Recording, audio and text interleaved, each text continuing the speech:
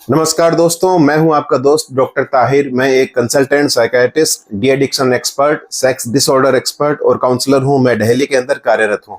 दोस्तों, काफ़ी बार हमसे ये क्वेश्चन पूछा जाता है कि डॉक्टर साहब, मेरा जो सीमेन है वीर्य काफ़ी पतला है, बिल्कुल लाड़ जैसा है, उसमें बिल्कुल भी चमक नहीं है और जब वो छूटता है तो पास में ही जाके गिरता है, दूर तक उसकी पिचकारी नहीं जाती। जबकि हमने देखा है कई लोगों का सीमेन काफ़ी मोटा होता है, गाढ़ा होता है, काफ़ी सफ़ेद होता है और उसकी पिचकारी दूर तक जाती है। तो क्या मैं बच्चा पैदा कर पाऊंगा? क्या मैं अपनी पत्नी या पार्टनर को सेटिस्फाई कर पाऊंगा? ऐसे लोग काफ़ी कॉन्शियस रहते हैं, उनके मन में रात दिन ये ख्याल आते रहते हैं। तो दोस्तों, ये मेरे काफ़ी जो मरीज़ हैं ये क्वेश्चंस पूछते हैं, तो उन सभी क्वेश्चन का जवाब देने के लिए आज मैंने ये डेडिकेटेड वीडियो बनाया है। तो उम्मीद करता हूँ आपको पसंद आएगा। थोड़ा वीडियो लंबा हो सकता है, तो आप प्लीज़ इसे पूरा देखें। हो सकता है आपके लिए काफ़ी मददगार साबित हो, आपकी सेक्सुअल लाइफ को काफ़ी अच्छे मुकाम तक ले जा सके। तो दोस्तों, सबसे पहले हम जानते हैं जो सीमेन होता है वीर्य, उसके कंटेंट्स क्या क्या होते हैं। दोस्तों, सीमेन के अंदर 60 to 70% सेमेनल वेसिकल का सिक्रेशन होता है, 30 to 40% हमारी प्रोस्टेट ग्लैंड का सिक्रेशन होता है, 1 से 2% बल्बोयूथ्रल ग्लैंड का सिक्रेशन होता है जो कि म्यूकस होता है, और जो शुक्राणु होते हैं स्पर्म, जिसके लिए हम सब इतने ज़्यादा कॉन्शियस है, वो सिर्फ होता है 5% के आसपास।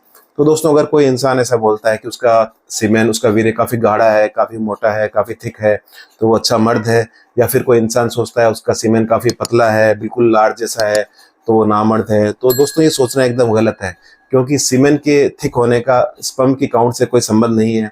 अगर किसी इंसान का सीमेन काफ़ी थिक है तो हो सकता है उसके अंदर स्पर्म काउंट बहुत कम हो, या फिर किसी का सीमेन बहुत पतला हो तो हो सकता है उसके अंदर स्पर्म जो काउंट है काफ़ी सफिशिएंट हो।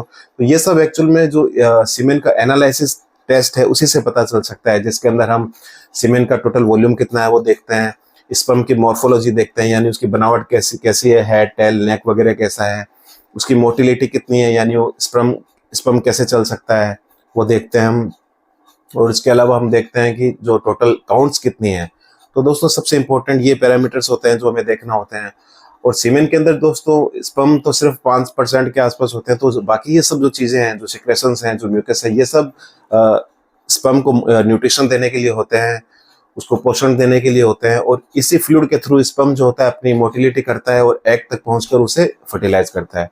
तो दोस्तों, अब हम कुछ कारण की बात करते हैं कि अगर किसी इंसान का सीमेन रियल में पतला हो चुका है तो उसके क्या कारण हो सकते हैं। दोस्तों, पहला कारण तो ये है कि अगर कोई इंसान हस्त मैथुन यानी कि मास्टरबेशन ज़्यादा करता है या फिर सेक्सुअल एक्टिविटीज़ में ज़्यादा इन्वॉल्व रहता है, तो उस कारण से भी उसका सीमेन पतला हो सकता है।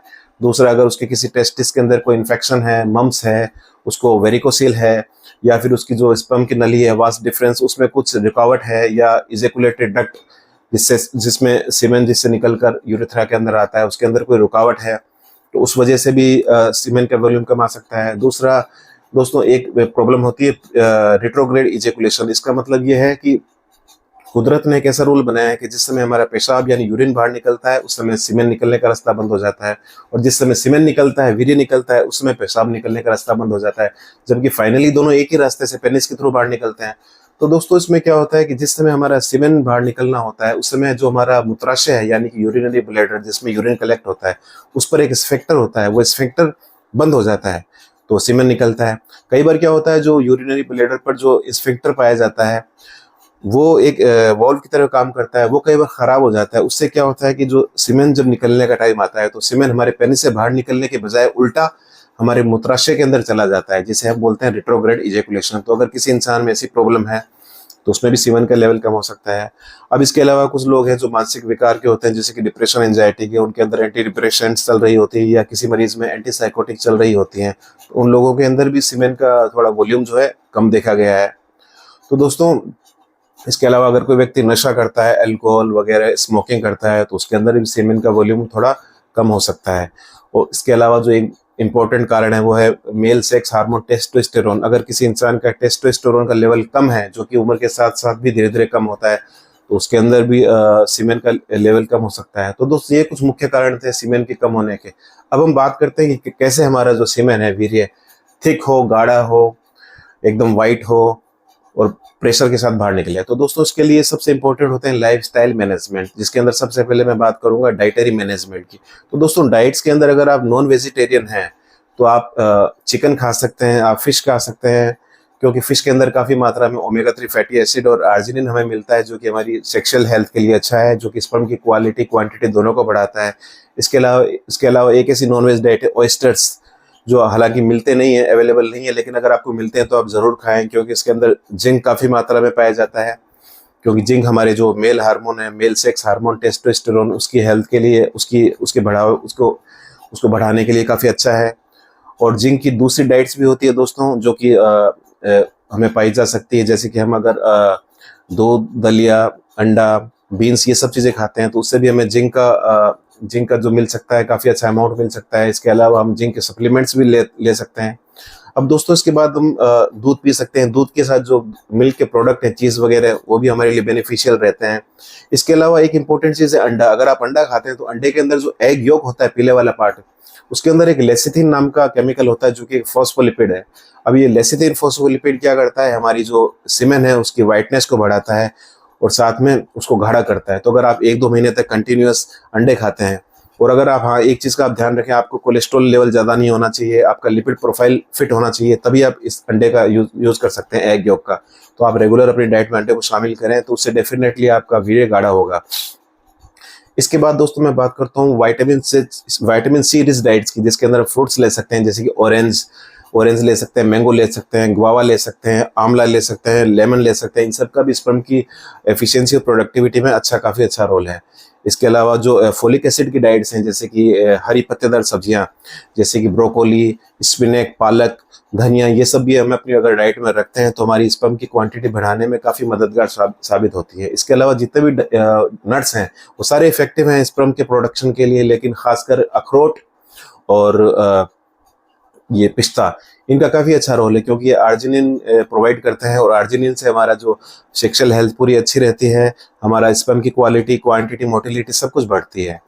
दोस्तों इसके अलावा कुछ सीड्स आते हैं, जैसे कि sunflower seeds, chia seeds, pumpkin seeds, इनका भी काफ़ी अच्छा रोल है। ये हमें जिंक प्रोवाइड करते हैं, जो कि हमारे मेल सेक्स हार्मोन टेस्टोस्टेरोन को बढ़ाता है। ठीक है दोस्तों। अब इसके अलावा मैं बात करता हूँ कुछ जूसेस की। जैसे जूसेस के अंदर आप एक फंडा याद रखिए, ABC। ए का मतलब है अनार, एप्पल, बी से बीटरूट, सी से कैरेट। अब इन जूसेस को अगर हम पीते हैं तो हमें हमारी जो स्पर्म की काउंट है काफ़ी अच्छी बढ़ती है, उसकी मोटिलिटी बढ़ती है और हमारी सेक्सुअल हेल्थ अच्छी होती है, क्योंकि इन जूसेस के अंदर विटामिन A, E, C और लाइकोपिन, जो कि एंटीऑक्सीडेंट है, उसका काफ़ी समावेश होता है, जिसे अगर हम रेगुलर डाइट में शामिल करते हैं तो हमारी सेक्सुअल हेल्थ अच्छी होती है। अब दोस्तों इसके अलावा मैं बात करूँगा कुछ नॉन डाइट मैनेजमेंट की, जैसे कि स्लीप है। अगर आप 6 से 8 घंटे की रेगुलर अच्छी स्लीप लेते हैं तो आपका टेस्टोस्टेरोन लेवल बढ़ता है, और जो स्ट्रेस हार्मोन है कोर्टिसोल, उसका लेवल घटता है। तो आप अच्छी नींद लीजिए, डीप स्लीप लीजिए। और अगर आप नींद कम लेते हैं तो उसमें क्या होता है कि हमारी बॉडी के अंदर एंटी-स्पर्म एंटीबॉडीज बनते हैं, जो कि हमारी स्पर्म, जो अच्छे स्पर्म बन चुके हैं, उनको डेड करते हैं और स्पर्म की मोटिलिटी को खराब करते हैं। तो इसलिए आप नींद अच्छी लीजिए। उसके बाद एक्सरसाइज का भी काफ़ी अच्छा रोल है। एक्सरसाइज चाहे आप mild to moderate physical activities करें, या खासकर अगर आप जिम जाते हैं और बॉडी बिल्डिंग करते हैं, तो बॉडी बिल्डिंग का काफ़ी अच्छा रोल है, जो आपके टेस्टोस्टेरोन मेल हार्मोन को बढ़ाती है। तो आप बॉडी बिल्डिंग कीजिए, या कम से कम 40 से 45 मिनट एक्सरसाइज कीजिए, जो कि सप्ताह में कम से कम 5 दिन होनी चाहिए। और आप एक्सरसाइज किसी भी रूप में कर सकते हैं, चाहे आप ब्रिस्क वॉक करें, रनिंग करें, जॉगिंग करें, एरोबिक्स करें, स्विमिंग करें, सब कुछ अच्छे करें। और एक चीज़ दोस्तों ये है कि आप अपने जो टेस्टिकुलर एरियाज हैं, यानी कि हमारे अंडकोश हैं, इसको हमेशा गर्म टेम्परेचर से बचाएं। खासकर जो लोग ऐसे गर्म एटमॉस्फेयर में काम करते हैं, फैक्ट्रीज वगैरह में, उनको थोड़ा अवॉइड करना चाहिए, क्योंकि गर्म टेम्परेचर पर क्या होता है, जो हमारे टेस्टिस है, उसके जो स्पर्म होते हैं वो डेड हो जाते हैं। जैसे कई लोग गोद में लैपटॉप को रखकर काम करते हैं, तो उस केस के अंदर भी हाई टेम्परेचर से टेस्टिस हमारे डेड हो जाते हैं, डैमेज हो जाते हैं। तो आप क्या करें, हम जो हमारी अंडरवियर, अंडरगारमेंट्स है, उसे हल्के कपड़े से पहने हैं, पतले कपड़ों की पहने हैं, ज़्यादा उसे टाइट ना रखें, और समय समय पर ठंडे पानी से बात करते रहें। खासकर आप स्विमिंग करते हैं तो वो भी आपकी टेस्टिकुलर हेल्थ के लिए काफ़ी अच्छा है, तो उससे भी आपका स्पर्म का प्रोडक्शन अच्छा बढ़ता है। अब दोस्तों इसके अलावा मैं बात करता हूँ, आप अपनी जो नशे की प्रवृत्ति है उसे छोड़ें, क्योंकि अल्कोहल और स्मोकिंग दो ऐसी चीज़ें हैं जो कि आपकी जो स्पर्म की काउंट्स पर, मोटिलिटी पर बहुत ज़्यादा उल्टा असर डालती है। तो आप इमीडिएट स्मोकिंग छोड़ें, अल्कोहल छोड़ें, और एक सादा जीवन जिएं, जिसके अंदर आप जंक फूड से भी दूर रहें, और जो मैंने जो डाइट्स आपको बताई थी उनका आप अच्छे से सेवन कर रहे हैं। तो दोस्तों अगर आप इन सब डाइट्स का फॉलो करते हैं, इन लाइफ स्टाइल का फॉलो करते हैं, तो कुछ ही महीनों में आपका जो सेक्सुअल हेल्थ बहुत अच्छी हो जाएगी और आपकी जो स्पर्म काउंट है वो बढ़ जाएगी। और आप अगर साथ में कुछ इन डाइटरी मैनेजमेंट के साथ में कुछ आप सप्लीमेंट्स लेते हैं, जैसे कि आप ओमेगा 3 फैटी एसिड ले सकते हैं, आप आर्जिनिन के शेशे ले सकते हैं, जो कि 1 ग्राम शेशे दिन में 3-4 बार आप ले सकते हैं कुछ महीनों तक। इसके अलावा आप ओमेगा 3 फैटी एसिड ले सकते हैं, आप लेसिथिन ले सकते हैं। तो दोस्तों ये सब अगर आप सप्लीमेंट्स मार्केट से भी लेते हैं तो डेफिनेटली आपको फर्क पड़ेगा, आपकी जो स्पर्म काउंट है बढ़ेगी, आपका वीर्य गाढ़ा होगा, फोर्स के साथ निकलेगा। तो दोस्तों आप आज का ये जो वीडियो था उन लोगों के लिए था जो ये सपना संजोए हुए हैं कि मेरा जो वीर्य है वो भी गाढ़ा बने, बड़ा वाइट बने, पूरे फोर्स के साथ निकले और काफ़ी सारी अमाउंट में निकले। तो लोगों की ये जो शिकायत रहती है कि हमारा वीर्य काफ़ी कम बनता है, थोड़ी सी ड्रॉप के रूप में निकलता है, हमारी पत्नी या पार्टनर हम पर ताने मारती है और हम कंडोम के अंदर जब वीर्य निकालते हैं तो बहुत थोड़ी सी अमाउंट निकलती है। तो दोस्तों वो लोग काफ़ी डिप्रेशन एंजाइटी में भी चले जाते हैं। तो वो ये वीडियो उन सब लोगों के लिए है, उन सब लोगों को डेडिकेटेड है। तो आप इस वीडियो को एंड तक देखिए और इसके अंदर जो मैंने डाइटरी मैनेजमेंट को, लाइफस्टाइल मैनेजमेंट को और कुछ सप्लीमेंट्स के बारे में बताया, आप उनका रेगुलर फॉलो करें और कुछ मंथ तक उनका यूज़ करें तो डेफिनेटली आपकी स्पर्म काउंट बढ़ जाएगी, आपके वीर्य गाढ़ा हो जाएगा और आप अच्छी सेक्सुअल लाइफ जी पाएंगे।